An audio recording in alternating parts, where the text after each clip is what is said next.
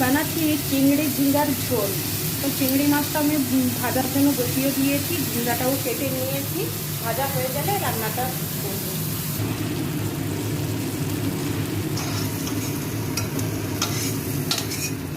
চিংড়ি মাছটা ভাজা হয়ে গেছে, আমি নিয়ে নিয়েছি। এবার চিংড়িটা হালকা করে ভেজে নেব।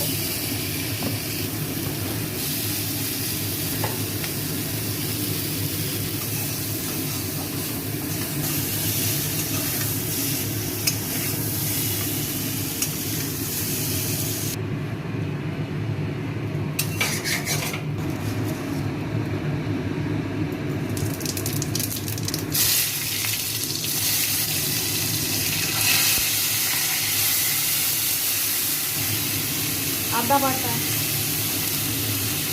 শুকনো লঙ্কার গুঁড়ো,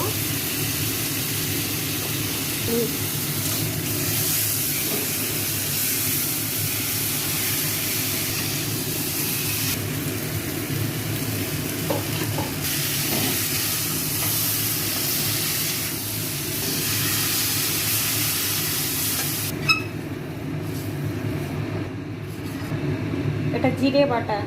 আমি ধনে গুঁড়ো দেবো, এখানে জিরে বাটাটা দিয়ে দিলাম।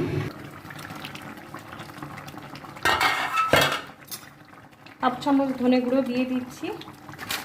ফুটে গেলে বন্ধ করে দেবো, আমি ঢাকনাটা দিয়ে দিচ্ছি।